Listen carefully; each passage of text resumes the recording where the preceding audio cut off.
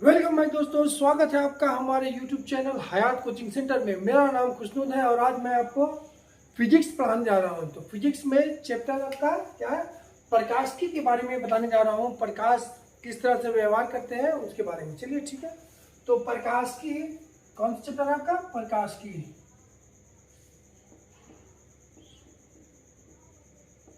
प्रकाशिकी यानी ऑप्टिक्स। बहुत ही इंपॉर्टेंट चैप्टर होने जा रहा है और इससे काफी क्वेश्चन एराइज होते हैं। ठीक है, चलिए देखते हैं। तो प्रकाश की कहा जाता है आपको, प्रकाश की प्रकृति या उससे जुड़ी गुणों को, यानी उससे गुणों के बारे में जानने की वैज्ञानिक प्रक्रिया को क्या कहते हैं? प्रकाशिकी कहते हैं। यानी कि बोला जाता है प्रकाश के गुण और उसके नेचर के बारे में जानना क्या कहता है? प्रकाशिकी कहलाता है, यानी ऑप्टिक्स कहलाता है। ठीक है, तो प्रकाश के बारे में थोड़ा जानते हैं। तो प्रकाश कैसा तरंग है? प्रकाश एक विद्युत चुंबकीय तरंग है। ठीक है, तो विद्युत चुंबकीय तरंग होने के कारण इसे माध्यम की आवश्यकता नहीं होती है। ठीक है, तो माध्यम की आवश्यकता ना होने के कारण ही हमें सूर्य की रोशनी पृथ्वी पर आसानी से पहुंच जाती है। इसे किसी माध्यम की आवश्यकता नहीं होती है, ना ही निर्वात में इसे दिक्कत होती है और ना ही वायु में। ठीक है, ये बिना माध्यम का प्रवेश कर जाती है। यहाँ तक तो कोई दिक्कत नहीं।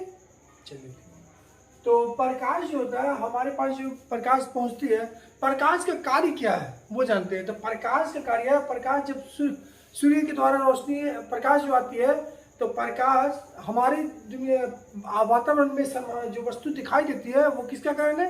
प्रकाश के कारण ही दिखाई देती है। तो कैसे दिखाई देती है वो जानते हैं। तो हमारे वायुमंडल में बहुत सारे लाखों करोड़ों एक छोटे छोटे पार्टिकल्स होते हैं। ठीक है, तो पार्टिकल्स होते हैं तो वो हमारे वातावरण में घूमते रहते हैं। तो जब सूर्य की लाइट उस पर पड़ती है या किसी भी प्रकार की लाइट पड़ती है तो क्या कहते हैं, वो पार्टिकल उसे रिफ्लेक्ट करती है। ठीक है, रिफ्लेक्ट करने के कारण हमें वस्तु दिखाई देती है। ठीक है, यहाँ तक कोई दिक्कत नहीं होनी चाहिए। तो वस्तु कैसे दिखाई देती है? तो जब प्रकाश की रोशनी उन पार्टिकलों पर पड़ती है तो वो रिफ्लेक्ट करती है, जिससे कहा जाता है रोशनी फैल जाती है, जिससे हमें रखी हुई वस्तु दिखाई देती है। ठीक है, अब प्रकाश जो आती है वो तीन प्रकार से मुख्यतः प्रकाश हमें प्रतीत होती है। एक होता है समांतर रेखाएं, समांतर किरणें। कैसी होते हैं? समांतर, यानी सीधी रेखा में गमन करने वाली किरणें। कौन सा होता है? एक समांतर होता है, समांतर किरणें। ठीक है, तो समांतर किरणें वैसी किरणें कहा जाता है जो सीधी रेखा में गमन करती है। तो सीधी रेखा में गमन करते हैं, जैसे कि एग्जांपल इस तरह ये क्या हो, सीधी रेखा में गमन कर रही है। तो सीधी रेखा में गमन करने के कारण ही हमें हमारे वायुमंडल में जो सूर्य ग्रहण और चंद्र ग्रहण होता है वो किस कारण होता है? इसी कारण होता है। जैसे कि ये सूर्य है, ठीक है, सूर्य बड़ा लेते हैं, ये सूर्य है। ठीक है, ये सूरज है और ये क्या मान लिया पृथ्वी है। ठीक है, एग्जाम्पल दोगे, इसे निकाल देते ऊपर का, बहुत आसानी से समझना। समांतर किरणें के कारण ही सूर्य ग्रहण होता है। तो ये पृथ्वी है और ये क्या चंद्रमा है। ठीक है, तो चंद्र ग्रहण कैसे होता है वो जानते हैं आपका। तो चंद्र जब सूर्य की रोशनी, इसकी रोशनी तो पूरी ब्रह्मांड में पूरी फैली हुई है ना, तो ये जब इसकी रोशनी जब ये पड़ती है यहाँ से सीधी रेखा में गमन करती है रोशनी, है ना, तो इस तरह सीधी रेखा में जब गमन कर रही, एकदम बहुत बेहतरीन समझना, जब सीधी रेखा में इसकी रोशनी गमन करती है तो इस तरह से क्या करें, यहाँ से ये सूर्य की रोशनी क्या है पृथ्वी तक आ रही है, लेकिन चंद्रमा पर रोशनी पड़ने नहीं दे रही। जिसके कारण क्या होता है, जब चंद्रमा पर सूर्य की रोशनी ना पड़ेगी तो क्या होगा, चंद्र ग्रहण हो जाएगा। ठीक है, उसी प्रकार सूर्य तो काफी दूर होता है, पृथ्वी से करीबन कितना गुना बड़ा है ये सूर्य है पृथ्वी से आपका 109 गुना बड़ा है। ठीक है, कोई दिक्कत, लेकिन हमें दिखाई कितना बड़ा देता है? एक सिक्के के आकार का।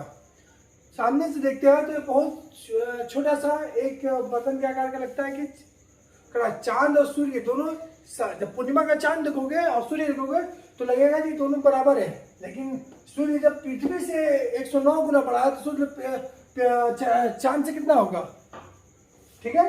तभी सूर्य मान रहा है। ये तो आपको बता दिया चंद्र ग्रहण, जब बीच में पृथ्वी आ गया और पीछे क्या चांद है, तो चांद जब घूमकर इस तरह से घूम रोलेट करके जब चांद पीछे आ जाता है तो क्या होता है, जब सूर्य पर रोशनी पड़ रहा है और चंद्र पर नहीं पड़ता है तो क्या होता है, चांद पर नहीं पड़ रहा तो क्या होता है, चंद्र ग्रहण। तो किस कारण होता है, समांतर किरणों के कारण ही होता है, ठीक है। अब ये तो हो गया आपका इसमें। अब एक और होता है ग्रहण, कौन सा, सूर्य ग्रहण। ग्रहण किसी पर नहीं लगता है, पर ग्रहण से क्या होता है, पृथ्वी पर ग्रहण नहीं लगता। हालांकि रोशनी पृथ्वी पर नहीं पहुंचता तो कहता है कि पृथ्वी ग्रहण नहीं होता।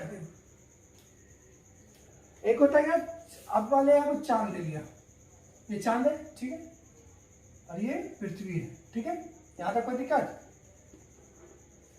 पृथ्वी इतना बड़ा नहीं है, क्या है कि सूर्य जब इतना बड़ा लिया तो पृथ्वी इतना बड़ा है, ठीक है। सूर्य 109 गुना बड़ा है, ठीक है। जब इसकी रोशनी, सूर्य काफी दूर है, तो इसकी रोशनी जब पड़ती है इस तरह से आके तो क्या करती है, ये चांद जो है ये एरिया को क्या करता है, छेद लेता है, ये एरिया को छेद दिया।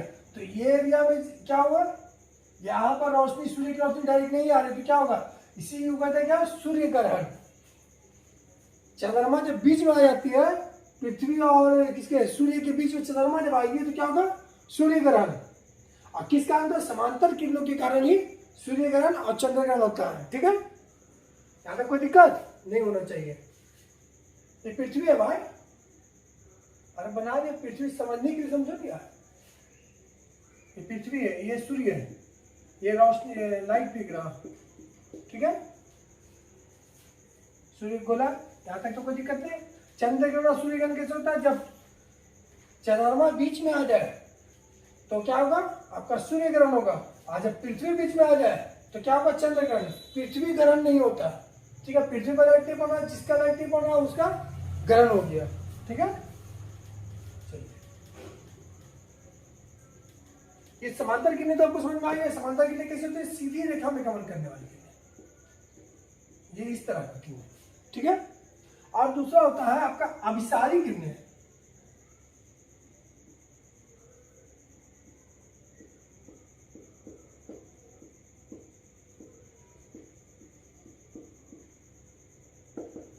अभी सारी किरणें है ना, तो अभिसारी किरणें कहा जाता है वैसी किरणें जो विभिन्न स्थानों से आकर एक ही स्थान पर एकत्रित हो, उसे क्या कहते हैं, अभिसारी किरणें। जैसे कि एग्जांपल देखो, मान लीजिए एक पॉइंट है, तो ये प्रकाश यहां से आ रही, इसी पॉइंट पर आएगी, फिर उसके बाद इस स्थान से भी इसी पॉइंट पर आई, इस स्थान से भी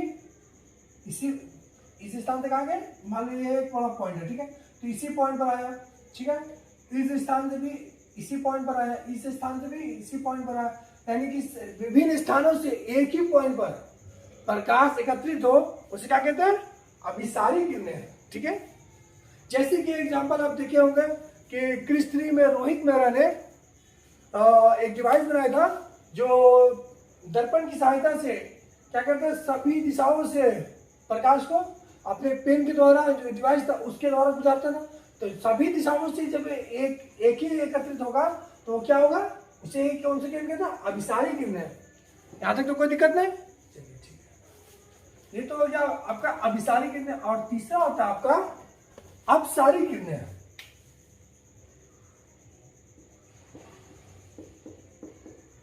अपसारी किरणें, ठीक है। अपसारी किरणें कहा जाता है वैसी किरणें जो एक स्थान से, एक पॉइंट से, यानी एक जगह से पूरी जगह में फैल जाए, उसे क्या कहते हैं, अपसारी किरणें। जैसे कि आप एग्जांपल में सूर्य को भी ले सकते हैं। सूर्य एक ही स्थान से पूरी जगह में देता है, सूर्य की लाइट है यहाँ, तो यहाँ से एक जगह थोड़ी जाएगा कि पूरे स्थानों में फैलता है, क्या होगा, सूर्य भी हो सकता है। यानी कि इसका एग्जाम्पल मान लीजिए एक पॉइंट है, तो इस पॉइंट से या इस दिशा में भी जाएगा, इस दिशा में भी जाएगा, इस दिशा में भी जाएगा, इस दिशा में भी जाएगा, इस दिशा में जाएगा, इस दिशा, चारों दिशाओं में फैलती है, उसे क्या कहते हैं, अपसारी किरणें। तो अपसारी किरणों में जैसे कि एग्जांपल आपका और एक ले लेते हैं, जैसे कि आपका मोमबत्ती, ठीक है, सूर्य की लाइट भी होगी कि एक गोला है जो उसकी रोशनी का चारों तरफ फैलती है, उसमें मोमबत्ती भी लेते हैं, आपका उसी प्रकार का लगेगा। मोमबत्ती की लाइट जो है वो क्या होता है, एक दिशा में नहीं जाता, इधर भी जाती, इधर भी जाती, इधर भी जाती, इधर भी जाएगी, इधर भी जाएगी, ऊपर भी जाएगी, है ना, नीचे भी आती है। फिर इसकी सामने वाली दिशा में नहीं पहुंचते, वो तो अलग चीज है। चारों दिशाओं में ये फैल रही है ना, हर दिशा में जाती है, तो ये क्या कहलाते हैं, अपसारी किरणें। कोई दिक्कत यहां तक? दिक्कत तो नहीं होनी चाहिए।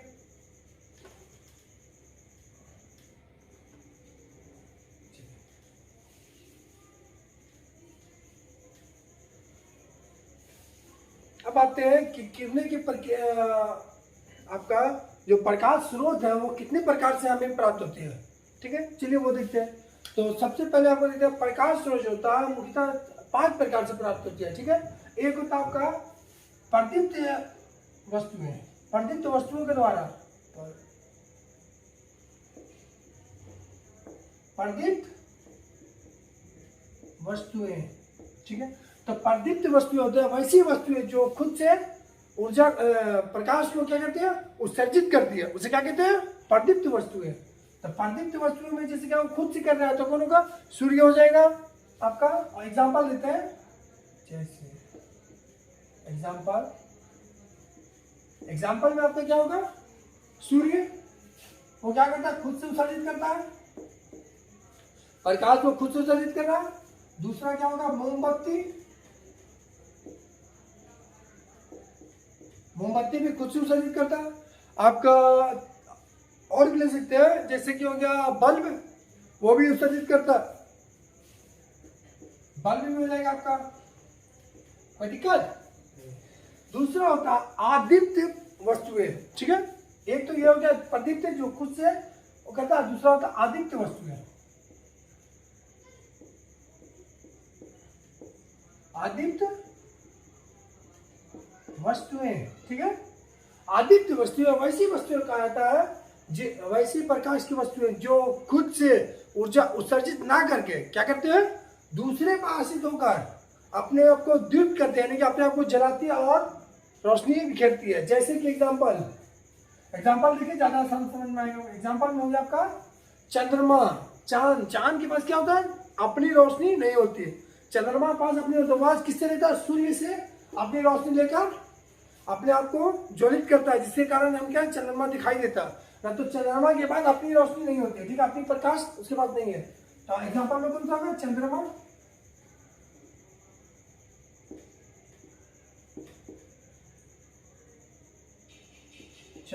ठीक है।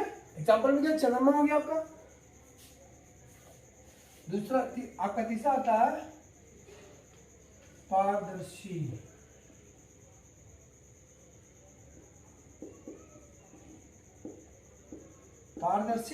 वस्तुएं।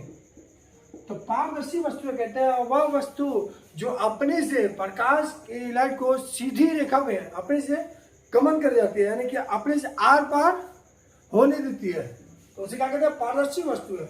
जैसे कि सूर्य की किरणें आ रही तो अपने ऊपर से आर पार होने दे, उसे क्या कहते हैं, पारदर्शी वस्तु है। पारदर्शी के माने होता है कि आर से एक स्थान से दूसरे स्थान में आर पार दिखाई दे, उसे क्या कहते हैं, पारदर्शी, ठीक है। तो पारदर्शी में आपका आ जाएगा कांच, आ जाएगा। जब सूर्य की रोशनी कांच से पड़ के क्या होती है, सीधे आगे की ओर परिवर्तित कर जाती है, ठीक है। चलिए ठीक है, यहाँ तक तो कोई दिक्कत है, चलिए ठीक है। आपका होता है पारदर्शी हो गया। अब अपारदर्शी एक होता है,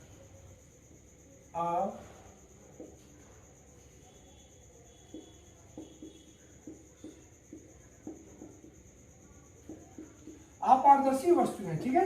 तो वैसी वस्तु जो अपने से प्रकाश की लाइट को अपने से परिवर्तित ना होने दे, उसे क्या कहते हैं, अपारदर्शी वस्तु है, ठीक है। तो जैसे कि आपका हो गया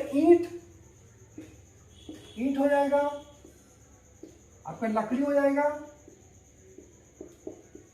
कोई दिक्कत। ईंट हो गया, लकड़ी हो गया, वैसी जितने भी वैसी वस्तुएं जो अपने ऊपर से परिवर्तित होने न दे, तो उसे क्या कहते हैं, अपारदर्शी वस्तुएं। अपने अंदर से पार ना होने दे किसी लाइट को, उसे अपारदर्शी वस्तुएं कहते हैं, ठीक है। एक होता है आपका अर्ध पारदर्शी वस्तुएं, ठीक है, क्या होता है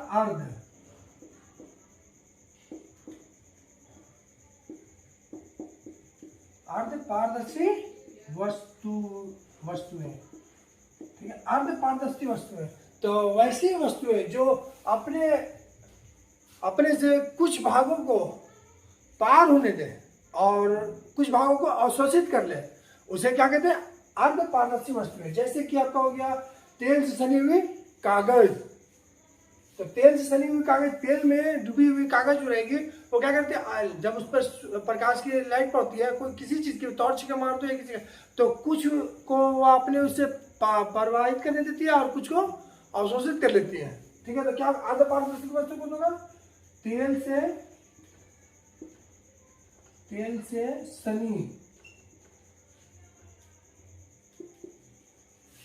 सनी कागज, ठीक है। तेल से सनी कागज क्या होगा, अर्ध पारदर्शी वस्तुएं होती है, ठीक है। यहां तक कोई दिक्कत? चलिए इसको मिटाते हैं।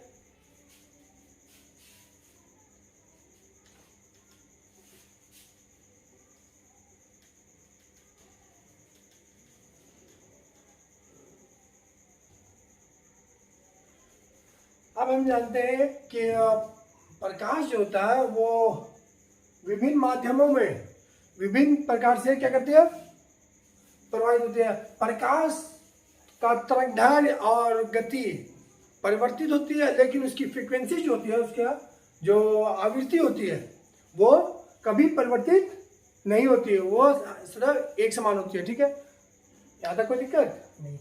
तो चलिए वो देखते हैं कि किसमें कुछ ऐसी वस्तुएं हैं जिसमें जो इम्पोर्टेंट है, जो हमेशा पूछ रहे थे उतने ही बताएंगे, ज़्यादा नहीं बताएंगे कि, तो 2-3 बता देते हैं आपको कि जिससे प्रकाश काल किसमें कितना है वो बता देते हैं, ठीक है, जो पूछी जाती है एग्जाम में पूछा जाता है। तो क्या था, निर्वात में सबसे पहले जानते हैं, निर्वात में कहते हैं या फिर आपको वायु में कहें, क्योंकि चाल वायु में हो या निर्वात में हो। निर्वात के माने होता है जहां वायु की उपस्थिति ना, बादल वायु की उपस्थिति ना हो, उसे निर्वात कहते हैं। जैसे अंतरिक्ष हो गया, वहां वायु की उपस्थिति नहीं है, तो अंतरिक्ष में हो या फिर वायु में भी हो, दोनों में अगर पूछते हैं वायु में, या फिर पूछते हैं आपके प्रकाश की चाल, तो प्रकाश की चाल जो होती है वो कितना है, प्रकाश की वायु में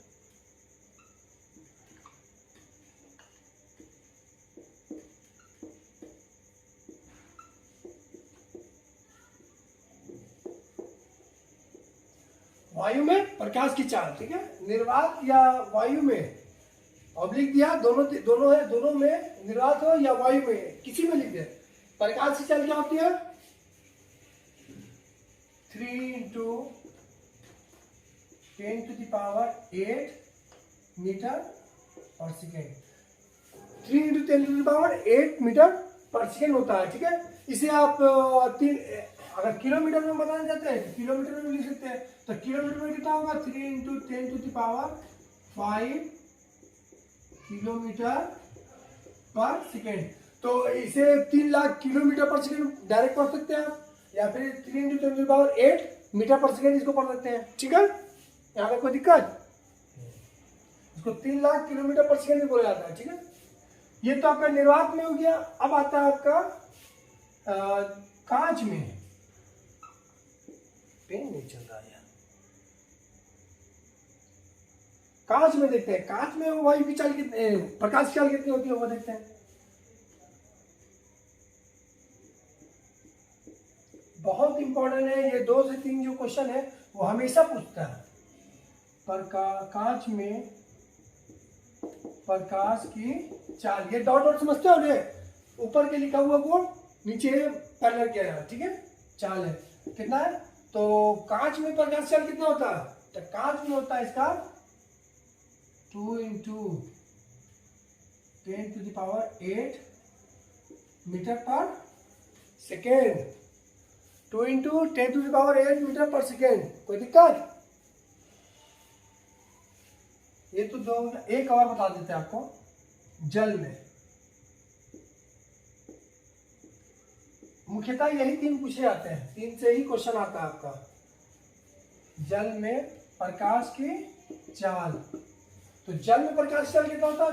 तो 2.25 10⁸ मीटर पर सेकेंड। किलोमीटर में करना है तो 2 लाख किलोमीटर हो जाएगा, इसको किलोमीटर तो 2.25 लाख किलोमीटर हो जाएगा, ठीक है, पर सेकेंड। ये हो गया आपका।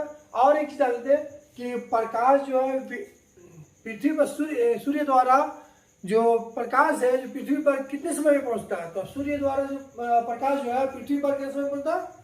तो सूर्य द्वारा प्रकाश जो है पृथ्वी पर आपका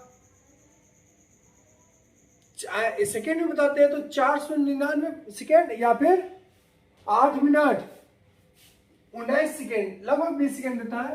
दोनों का ऑप्शन देख लेते हैं। दोनों में आपको एक्यूरेट अगर पूछते हैं, एक्यूरेट अगर पूछना पूरा एक्यूरेट, तो चलिए देखते हैं। तो सूर्य द्वारा पृथ्वी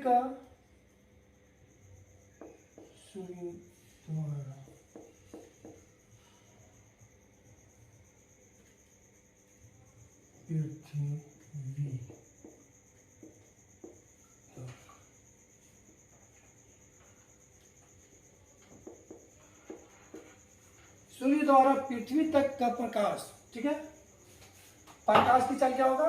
प्रकाश कितना होता है? सूर्य से आने में पृथ्वी तक, सूर्य से पृथ्वी तक यार, सूर्य से पृथ्वी तक आने में प्रकाश कितना समय लेता है? तो कितना लेता है? 8 मिनट एग्जैक्टली बता रहे हैं। एनसीईआरटी की बुकों में दिया हुआ है 8 मिनट 19 सेकेंड, कहीं कहीं 20 दिखेगा। अगर एग्जाम्पल में आपको 19 नहीं मिला तो 19 के आगे 20 होता है, 20 मिलेगा, 20 मार दिए, 20 सही होगा, 19 भी सही होता है। एक्यूरेट होता है आपको 19 सेकेंड, ठीक है। और अगर इसको एक्यूरेट करते हैं इसमें सेकेंड में सिर्फ, तो कितना होता है? 499 सेकेंड, या फिर सेकेंड में बताया तो 499 सेकेंड, कहीं कहीं 500 सेकेंड भी देता है। लेकिन अगर 499 और 500 दोनों दिए रहे तो 499 मारना, लेकिन अगर 499 नहीं दिया रहे तो क्या मारोगे? 500 सेकेंड, या फिर 408 मिनट 19 सेकेंड होता है इसका। लेकिन 19 नहीं दिया हो रहा है, अगर मान ली 20 दिया हुआ तो 20 मार सकते हो, ठीक है। अगर कोई दिक्कत नहीं। ये तो हो गया आपका सूर्य से। तो चंद्रमा से आने में प्रकाश का समय कितना लगता है?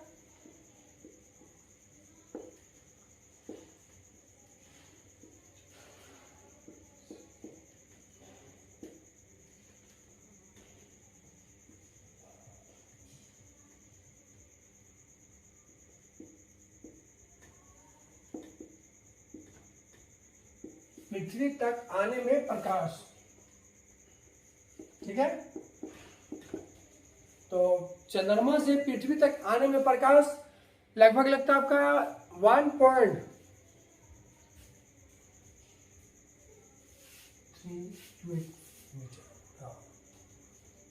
लगभग 1 मिनट कितना? 30 सेकेंड, 1 मिनट 30 सेकेंड।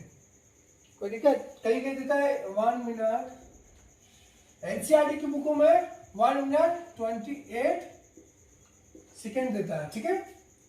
अगर 28 ही दिया हुआ, अगर आपका 30 भी दिया हुआ है तो 30 भी सही है, लेकिन एक्यूरेट सही 1 मिनट 28 सेकेंड में पृथ्वी तक पहुंच जाती है, ठीक है। यहाँ तक के लिए आज के लिए इतना ही, फिर मिलते हैं नेक्स्ट वीडियो में। तो वीडियो पसंद आई तो लाइक जरूर दबाएं और शेयर जरूर करें, ताकि हमारे आने वाली नई